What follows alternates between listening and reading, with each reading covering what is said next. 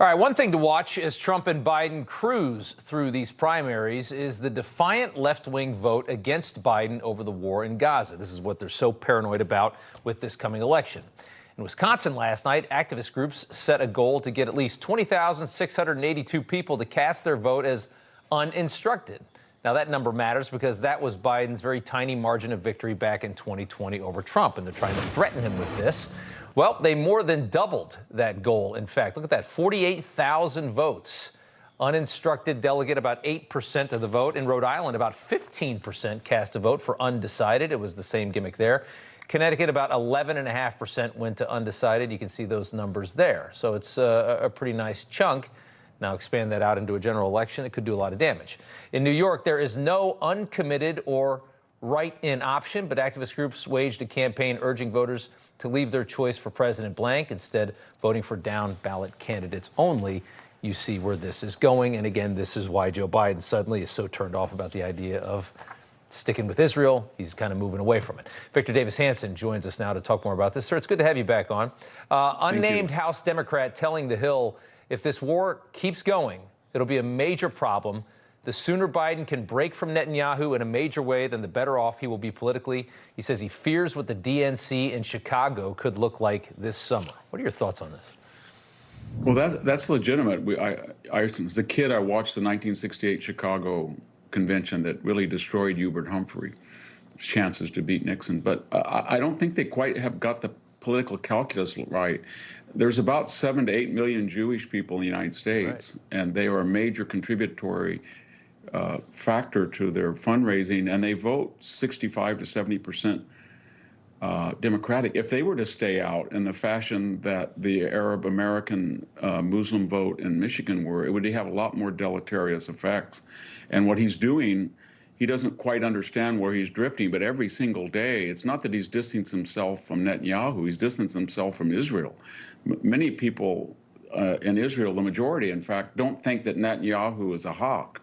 They're either where he is or they're to the right of him. And if they were to change the government and get Bennett or somebody, they would not change they wouldn't change the foreign policy. It seems I don't like think they have it right. Yeah. Yeah. It seems like they don't. It seems like they think they have that voting bloc, the Jewish American voting bloc. They think they have that locked down to this extent that they can play this game. They do, but if you look at the incidence of anti-Semitic hate crimes and harassment, it's about half of all that are reported to the FBI now, and on campuses it's increasing. And if they have to go in and get rid of Hamas completely, and they do have to do that, right, and then turn their attention to Hezbollah, this spring and summer and fall are going to get really heated.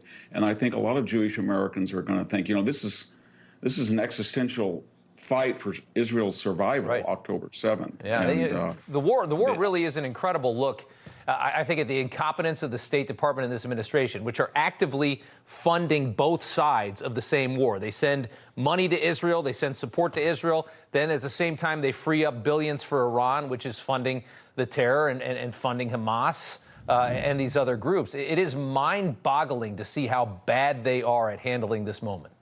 They are. They would be much better off just supporting our traditional ally, take the hit, and I think they would do pretty well. But I don't think they're going to do that. The more that they vacillate between both sides, the more both sides only have contempt for their weakness, and they're not going to reward that necessarily with a vote. I think a lot of people will just stay home, and I think that's especially true of the Jewish American vote. Yeah. I've been interviewing a lot of Jewish Americans on my podcast, and it's getting to the point where they feel that this administration is hostile. It's not that it's neutral. It's not that it's anti-Netanyahu, that it's hostile. And it's not just their attitude toward Israel. It's their appeasement of people who hate Jews and are anti-Semitic and don't like Israel in the United States.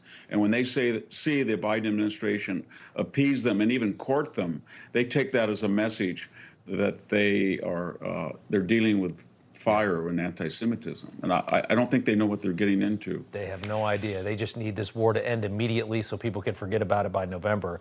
That's not looking likely, at least not immediately. Victor Davis Hanson, we appreciate it, sir. Thank you so much. Thank you.